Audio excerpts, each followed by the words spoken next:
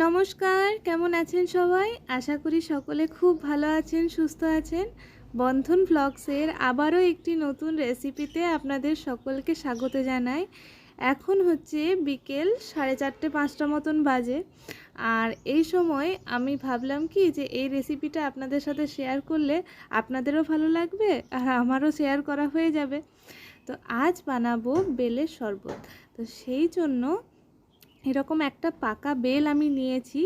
এই বেলটা আপনারা যেটা দেখছেন সেটা আপনাদের দাদাকে একজনা দিয়েছিল। তো আজ 2-3 দিন ধরে বেলটা বাড়িতে রাখাই আছে।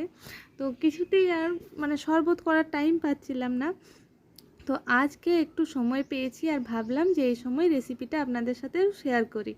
তো এই যে বেলটা দেখছেন, বেলটা এত মিষ্টি যে এটাতে আমার একদমই বেশি মিষ্টি দিতে লাগেনি। আর এটা মনে হচ্ছিল শুধু মুখেই খেয়ে নিই। তো এত মিষ্টি বেলটা, তো আমি একটু শুধু মুখেও আমরা খেয়েছি। আর বাবান তো এরকমভাবে খাবে না, ওই সুতো সুতো অংশগুলো আছে, বীজগুলো আছে, সেই জন্য। তো সেই কারণে তাকেও ভাবলাম একটু শরবত করে দিই আর আমরাও একটু শরবত খাই। এই গরমে শরীর আর মন দুটোই একবারে ঠান্ডা হয়ে যাবে এই ঠান্ডা বেলের শরবতকে, কি বলেন? তো বেলের শরবত বানানোর জন্য বেলটা প্রথমে ফাটিয়ে নিয়েছি। তারপর একটা কাঁটা চামচ দিয়ে তার ভেতরের যে শাঁসটা আছে সেই শাঁসটাকে বের করে নিলাম। এবার এরকম একটা বড় পাত্রে বেলটাকে নিয়ে ভালোভাবে হাত দিয়ে মেখে নিলাম। তারপর অল্প অল্প করে ঠান্ডা জল মেশাতে থাকবো আর বেলটাকে ভালোভাবে এই জলটার সঙ্গে মিশিয়ে নেব।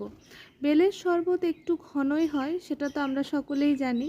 তো এই যে সুতো সুতো অংশগুলো দেখছেন আর বীজগুলো, এগুলোকে ভালোভাবে জলের সাথে মিশিয়ে নিতে হবে। আর তারপর দেখবেন এগুলো নিজের থেকেই আলাদা হয়ে যাচ্ছে। তো তখন এগুলোকে ওই জলটার থেকে ছেঁকে ছেঁকে হাতে করে একটু মুঠি করে নেবেন, তাহলেই দেখবেন যে ওই সুতো অংশগুলো বেরিয়ে আসছে। তো এইভাবে এগুলোকে 2-3 বার আলাদা করে দেব। তো আমি এইভাবে আলাদা করে নিতে থাকি আর আপনাদেরকে সেই কথাটা আরেকবার মনে করিয়ে দিই যে ভিডিওটি ভালো লেগে থাকলে লাইক, কমেন্ট এবং শেয়ার করতে ভুলবেন না। আর চ্যানেলে নতুন হয়ে থাকলে অবশ্যই চ্যানেলটি সাবস্ক্রাইব করে পাশে বেল বাটনটি প্রেস করে দেবেন, যাতে পরের ভিডিও নোটিফিকেশন আপনাদের কাছে সহজেই পৌঁছে যায়। তো বেল যে আমাদের শরীরের জন্য কতটা উপকারী তা তো আপনারা সকলেই জানেন, তার নতুনভাবে বলার কিছুই নেই। পেটকে আমাদের পরিষ্কার রাখতেও সাহায্য করে, আবার এই গ্রীষ্মকালে শরীরকে ঠান্ডা রাখতেও কিন্তু বেলের জুড়ি মেলা ভার। তো এই সময়টা পাকা বেলটা ভালো পাওয়া যায়, আর সেই কারণেই শরবতটা আজকে আপনাদের সঙ্গে শেয়ার করলাম। তো এর মধ্যে আমি বেশ কিছুটা পরিমাণ গুড় দেব ভেবেছিলাম, কিন্তু যখনই দেখলাম জলের সঙ্গে বেলটাকে মেশালাম, তখন দেখলাম কি যে বেলটা এতটাই মিষ্টি যে এর মধ্যে বেশি গুড় দেওয়ার প্রয়োজনই নেই। তো অল্প পরিমাণ গুড় আমি এর মধ্যে দিচ্ছি। তো আপনারা চিনি দিয়েও করতে পারেন, কিন্তু চিনির থেকে আমি বলবো যে গুড় দিয়ে করলে এর স্বাদও ভালো হবে আর এর গুণাগুণও কিন্তু পুরো মাত্রায় বজায় থাকবে, কারণ গুড়টাও কিন্তু আমাদের শরীরকে শীতল রাখে। তো সেই জন্য আমি গুড়ই এর মধ্যে দিচ্ছি আর এভাবে ভালোভাবে দিয়ে গুড়টাকে মিশিয়ে নিতে থাকবো। তো ছোট বাচ্চারা তো এ সকল খেতে চায় না, কিন্তু তাদেরকে কিভাবে খাওয়ানো যায় আজকে আপনাদেরকে সেই টেকনিকটাই দেখাবো। তো এইভাবে একদম একটা সরু ফুটো দেওয়া ছাঁকনি আমি নিয়েছি, আর সেই ছাঁকনিতে করে এবারে আমি এই শরবতটা একটু ছেঁকে নেব। তাহলে কি হবে বলুন তো, এই যে সুতো সুতো অংশগুলো আছে আর বীজগুলো আছে সেগুলো এর মধ্যে আটকা পড়ে যাবে, আর এর যে জুসটা আছে সেটা কিন্তু নিচে থেকে যাবে। তো এইভাবে আস্তে আস্তে আমি ছেঁকে নিতে থাকবো।